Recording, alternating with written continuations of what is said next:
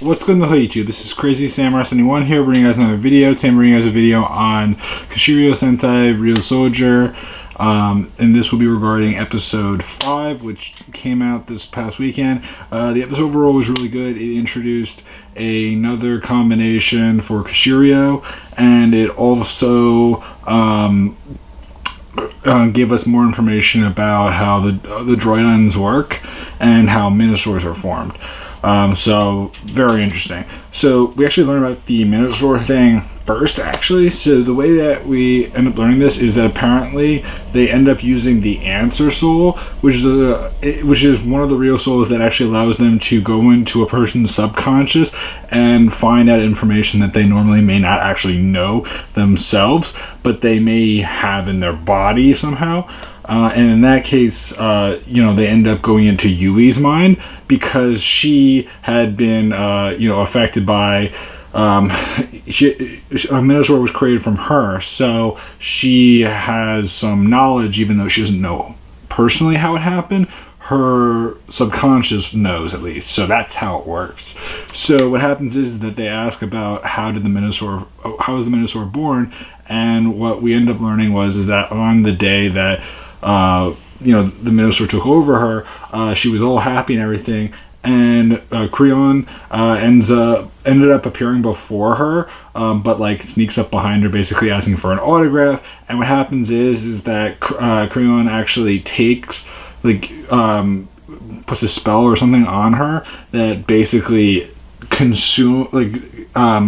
allows Creon to create or Curon, whatever, to create a Minosaur. And so what that basically means is that we know now that the Minosaurs are formed by Curon.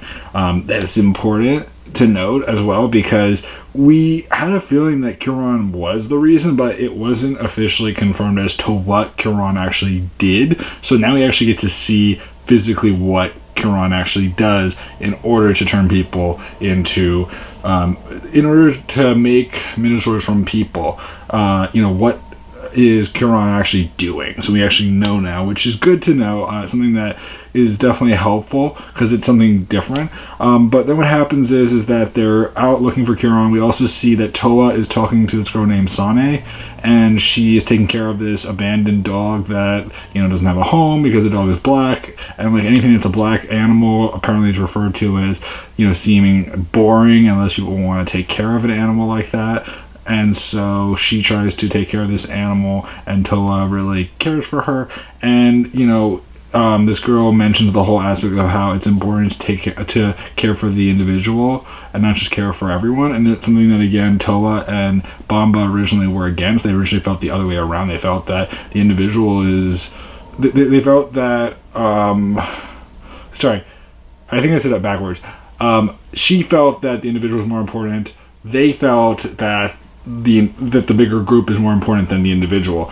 And when she brings it up, it makes Toa think about things, because he remembers that his brother felt otherwise, and so he's kind of conflicted with even expressing his feelings now that he's starting to realize that a lot more people actually do agree with the other three, with Ko, Asuna, and Melt, and he's beginning to realize that maybe he should really factor in everyone and really learn about caring for the individual. And so what happens is that ends up happening. We do end up seeing eventually that Bamba ends up going after Curon, and he ends up sniffing out where Curon is, and he actually finds where he is. And what happens is that Bamba and Toa end up fighting against Curon, but eventually Curon's not really strong, or at least not one that's a fighter. So Curon ends up having the Drun soldiers fighting his battle. We see Bamba in the battle, and he uses the solid soul, while Toa uses the speed soul, which is pretty normal. We do see eventually that Toa does end up contacting Ko and the others end up using their souls. We see the extend soul, the weight soul, and also the I'm forgetting what the last one was. It's another one that they use. It might have been the power soul. I don't remember now. But they end up using those souls. We end up seeing that they get rid of the drone soldiers, no big deal. They end up trying to fight. And when all 5 appear, eventually Tank Joe appears. And what happens is that we see that, they have to deal with him.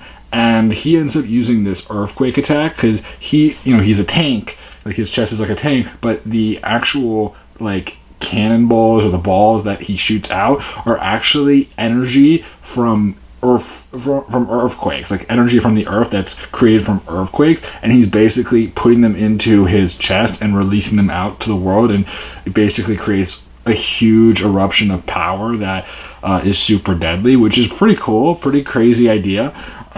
We do end up seeing as well that there is a Minosaur this episode, even though we thought that first Kieran didn't make one. It actually turns out that Kieran did. Kieran made the Cerberus Minosaur, which is pretty interesting because it's basically like a wolf inside of a wolf inside of a wolf. It's really weird. Because typically, like, Cerberus is typically seen as like a 3-headed monster. It's 3 heads, but like each head is like basically each head except for the one that's the furthest out is eating each other. Like, they're all just eating each other. It's really weird. I don't really love the design, but at the same time, it's different. What we do end up seeing is that. It obviously can't speak. We learned that, and most of them really can't do that. But they're not sure what caused it. But they end up seeing eventually that it actually has to do with the character Sane, and Sane is actually the reason that they think it is. Although it could be someone else, but we'll see. Anyway, what we do end up seeing as well is that we do have it where Toa gets bitten by the Cerberus Minosaur, which actually leads to him being poisoned, and we end up learning this when Kieran speaks to Tank Joe about that, and it basically sounds like it could lead to death if not treated, based on how Kieran describes it, which he doesn't describe it in like big detail, but it's basically given the perception, or at least the general idea that like that's what the end result likely would lead to. So they have to deal with that. And at the same time, Bamba initially wants to get rid of Sane because he keeps on trying to destroy everyone, but Toa tries to protect her, and he ends up saying that he's starting to agree with Ko and the others about protecting the individual because they have a family too, and they're important, and not just valuing the larger group. He ends up actually expressing this to him, and Bamba is not so comfortable with this. And we also see as well that there's a point where Tank Joe mentions, Ko's master, and this angers Ko, and Ko constantly is all annoyed because of that aspect, and this creates a lot of problems, and we have a discussion between Bamba and Ko about his master, and it's a helpful conversation. It's an interesting one. We do end up seeing eventually that Bamba uses the smell soul, which is something new, another soul that we haven't seen yet, that he uses to actually sniff out where the poison is, because he's trying to find where the source of the poison is, which is the Minosaur, and he does end up tracking him down. So he actually goes after the Cerberus Minosaur, which is also being followed by Kieran. At the same time, we end up seeing that Tank Joe's in the battle, and so what happens is that the 3 Ryusouls are able to battle. Like, Toa can't battle, but the other 3 can, so the other 3 end up dealing with Tank Joe, while Bamba ends up battling and going up against the Cerberus Minosaur, which they think they may have been able to destroy, but he actually isn't destroyed technically. And again, he never was turned big in this episode, but what does end up happening is that Tank Joe is turned big. He actually manages to turn himself big, and he goes up against the Ryusoulgers, which they end up summoning Ryusoul 3 Knights and going up against him. And what happens is that eventually Bamba, after battling the Minosaur, ends up going into battle, and he actually summons Manito, and Manito combines with Kishiryu 3 Knights to form Kishiryu Manito, which is the combination with those 4 knights. And so we get to see that combination, which is really cool. Like, it has shoulder pads and like these really nice like arm sheath, like just a lot of sharp ends, and very like strong and sturdy, which pretty much goes into who he is. And again, we also see like the Solid Soul used at one point against the Cerberus Minosaur when Bomba was battling him. So just keep that in mind, that like he doesn't get affected by poison the same way because of his solid soul. So that's something to note. But what they do end up doing is they manage to defeat Tank Joe, but they don't manage to like actually finish him off, though Curon basically sees him as pretty weak because he actually lost very easily to he lost very easily to the Ryusoulgers, but what happens is that Tank Joe still ends up being alive, and Curon is like, well, I'm just grateful that you're alive. And what happens is that Tank Joe, is beaten up, but he says he's gonna get his revenge, and basically he's gonna come back. So that's important. But we end up seeing is that the 4 Ryusoulgers return back to their base, and they see that Toa and Sane are still not awakening and aren't healed, and Toa is still hurt, and it looks like he may have actually either passed out or he may be out of it right now, because he ends up like having his arm drop. It looks like maybe he's gonna die, but he's not gonna die. There's gonna be someone that's gonna heal him. It's just, it looks very suspenseful.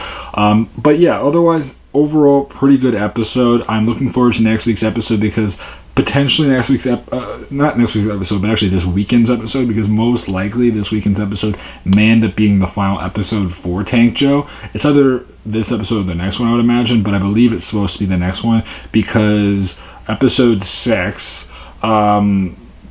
which is the one that's coming up, is the episode where 5 Nights form is supposed to finally be introduced, and that's supposed to lead into the defeat of Tank Joe, which again does seem a little bit early, but you have to understand that there's a number of generals for the season, and we've only seen Curon and Tank Joe so far, so clearly there's going to be a bunch more, and some will probably have much longer story arcs and others will have shorter ones. So clearly Tank Joe might be one of the shorter ones, or he may not be. He may actually be relatively consistent with a lot of the other ones. We really don't know yet.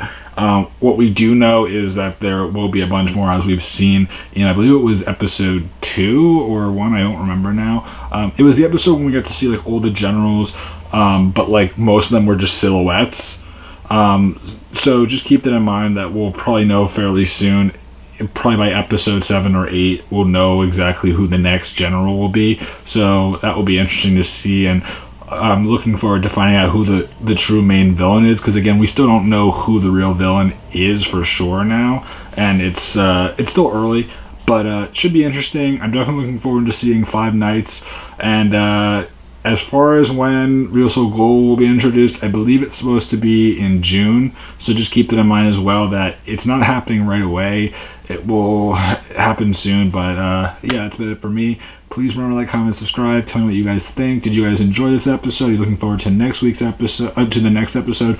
Otherwise, that's been it for me. Please remember to like, comment, subscribe, and I'll see you guys in the next episode. So until then, guys, goodbye.